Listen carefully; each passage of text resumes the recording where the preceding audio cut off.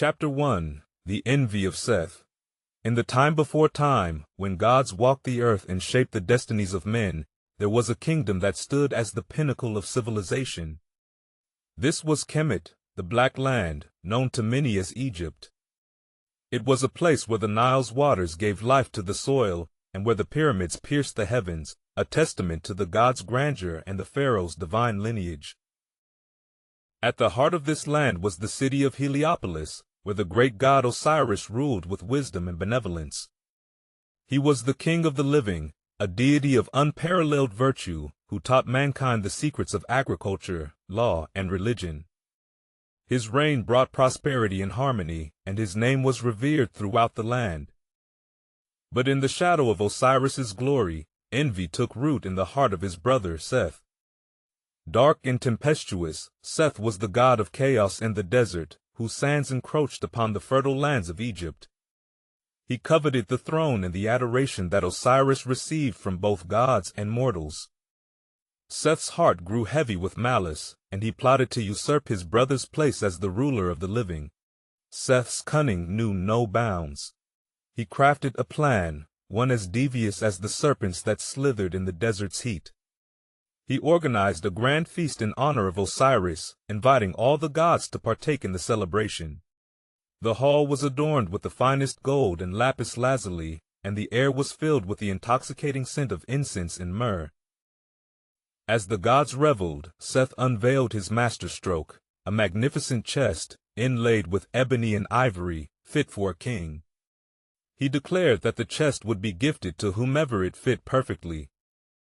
One by one, the gods lay within the chest, but to no avail. It fit none. Then came Osiris, ever trusting of his brother, who lay down in the chest to the gasps of the assembled deities. In that fateful moment, Seth and his conspirators acted. They slammed the lid shut, sealing it with lead, and cast the chest into the Nile. The waters, which had always been the source of life, became the bearer of death, carrying Osiris away from his kingdom and his beloved wife, Isis. The gods were aghast at Seth's treachery, but none could act, for the balance of power had shifted. Seth proclaimed himself the new king of the living, and his rule was harsh and cruel.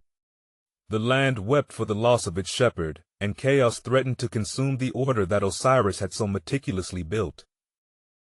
Yet, in the darkness of despair, a glimmer of hope remained. Isis, the great goddess of magic and Osiris's devoted wife, refused to accept her husband's demise.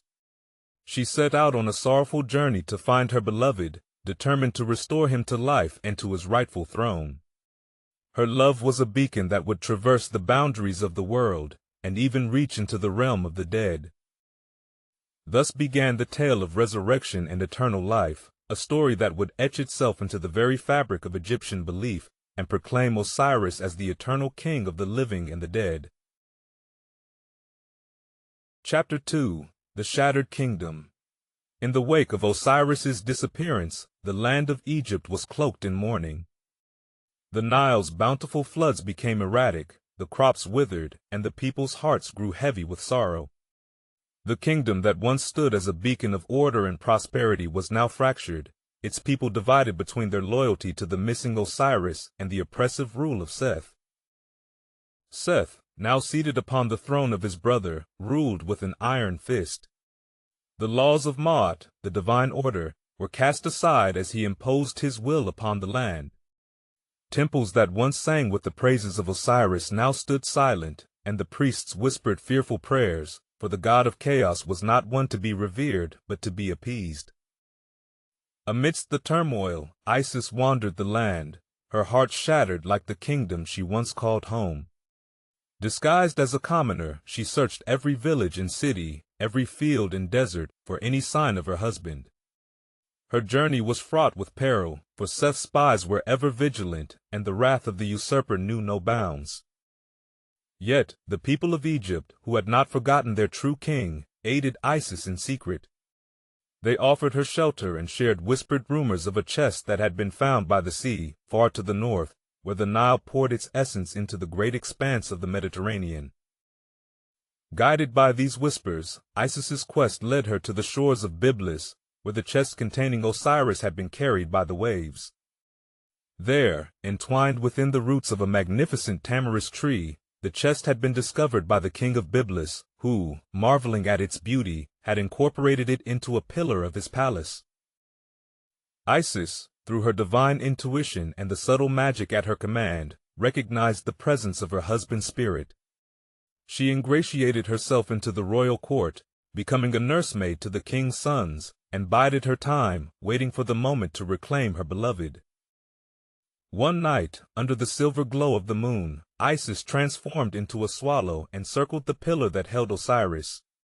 She sang a lament so haunting that even the palace itself seemed to weep. Her song of longing and love moved the king and queen of Byblus, who, upon discovering her true identity, agreed to aid her in her quest.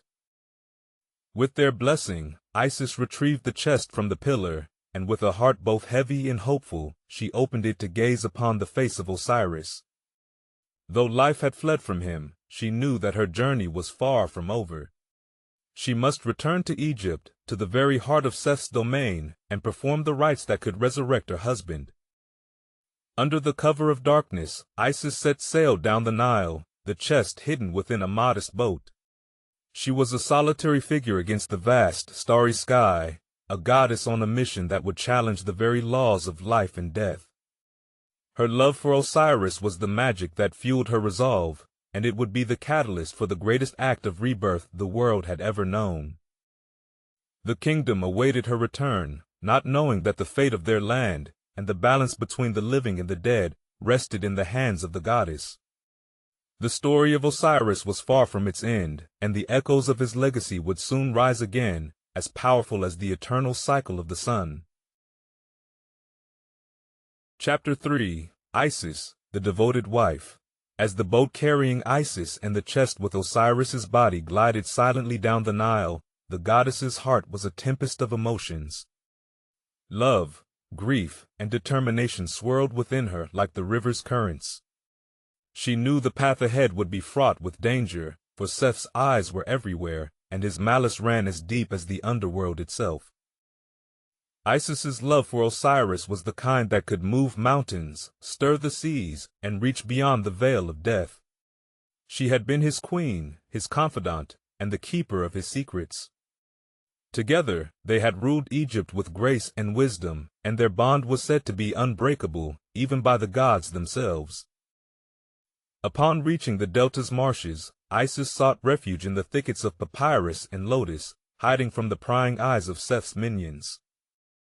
There, in the seclusion of the swamps, she began the sacred rites to bring Osiris back to life.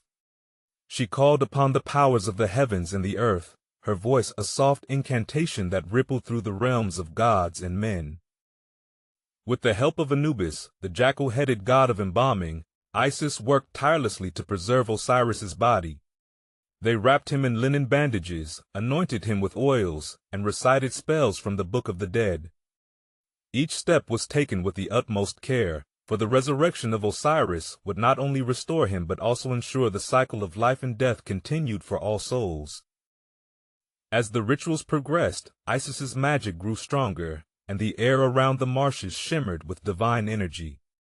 She transformed into a kite, her wings beating with the fervor of her love, and breathed the breath of life into Osiris's body.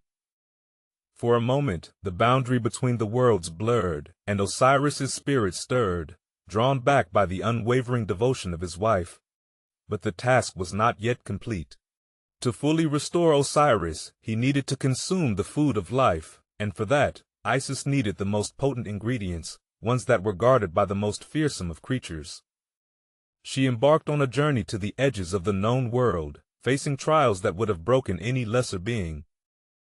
She battled Apep, the serpent of chaos, to obtain water from the sacred spring that flowed from the roots of the tree of life. She outwitted the scorpion goddess Serket to gather the 7 sacred oils.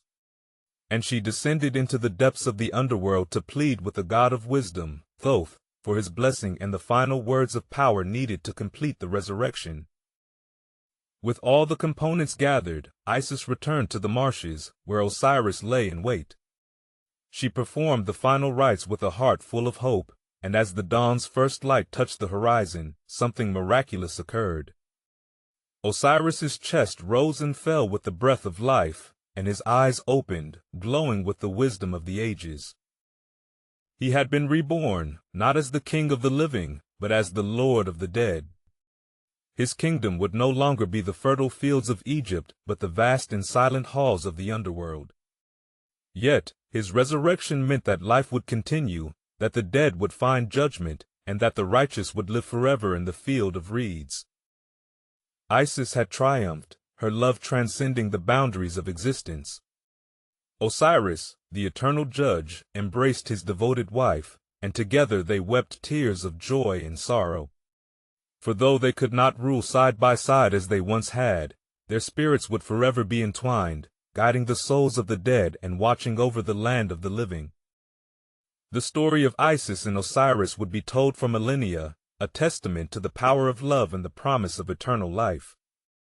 And as the sun set on the horizon, casting a golden glow over the Nile, the people of Egypt knew that their gods had not forsaken them. The balance had been restored, and the legacy of Osiris, the king of the living and the dead, would endure forever. Chapter 4. The Resurrection. The marshes of the Delta, once a place of hidden sorrow, now bore witness to a miracle that would echo through the annals of time. The air was thick with enchantment as the first rays of dawn caressed the still waters, heralding the moment of Osiris's rebirth.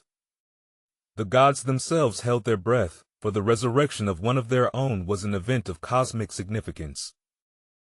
Isis, her face a canvas of hope and exhaustion, watched as life returned to her husband's form. The linen wrappings that encased Osiris glowed with a soft luminescence, the spells and incantations woven into their fabric by Anubis and Isis now fulfilled. The once still chest heaved with newfound breath, and the god's eyes, deep and knowing, opened to gaze upon the world once more. The resurrection was not merely the return of a soul to its body, it was the affirmation of the cycle of life, death, and rebirth. Osiris's awakening was the first of its kind, a path that all souls would follow in the afterlife, a promise that death was but a doorway to a new existence. As Osiris sat up, the remnants of his bindings fell away, revealing his divine form, resplendent and whole. He looked upon Isis, his heart swelling with love and gratitude. She had defied the natural order, braved the perils of the world, and faced the wrath of Seth to restore him to life. Her devotion was the catalyst for his return, and in that moment their bond was reaffirmed, unbreakable even by the decree of fate. The gods who had watched from the heavens now descended to the marshes, their forms radiant and awe-inspiring. They encircled Osiris, each paying homage to the resurrected king. Thoth, with his ibis head and scribe's palette, recited verses of power, sealing the resurrection and ensuring Osiris's place in the pantheon. Hathor, the goddess of love and beauty, embraced Isis, her joyous laughter mingling with the songs of the birds at dawn. But the resurrection was not without its consequences. Osiris could not reclaim his throne as the ruler of the living, for he had crossed into the realm of the dead and returned. His dominion would now be the underworld, the Duat, where he would preside as judge and king. His wisdom, once a guiding light for the living, would now illuminate the path for the souls of the departed. The news of Osiris's resurrection spread swiftly across Egypt, carried by the wind and the waters of the Nile. The people, who had languished under Seth's rule, rejoiced, for they knew that the rightful king had returned, albeit in a different form. The priests reopened the temples, and the chants and prayers for Osiris filled the air, a symphony of faith and reverence. Seth, upon hearing of his brother's return, was filled with fury and fear. His grip on the throne had been weakened, and he knew that his time as the ruler of the living was coming to an end. The people's loyalty to Osiris, even in his new role as the Lord of the Dead, was a force that Seth could not contend with. The seeds of his downfall had been sown, and the harvest would soon come. In the underworld, Osiris took his place upon the throne, his countenance serene and just. He welcomed the souls that came before him, weighing their hearts against the feather of Maat. Those who were righteous were granted passage to the field of reeds, a paradise of eternal bliss. Those who were found wanting were cast into the darkness, their souls to be devoured by Ammit, the devourer of the dead. The resurrection of Osiris was not the end of his story, but the beginning of a new chapter. His legacy would live on in the hearts of the Egyptians, a reminder of the triumph of order over chaos, of life over death. The cycle of the sun, which died each night and was reborn each morning, was a reflection of Osiris's journey, a daily testament to the power of resurrection. And so, the king of the living and the dead reigned, his story a cornerstone of Egyptian belief, a beacon of hope for all who traverse the shadowy corridors of the afterlife.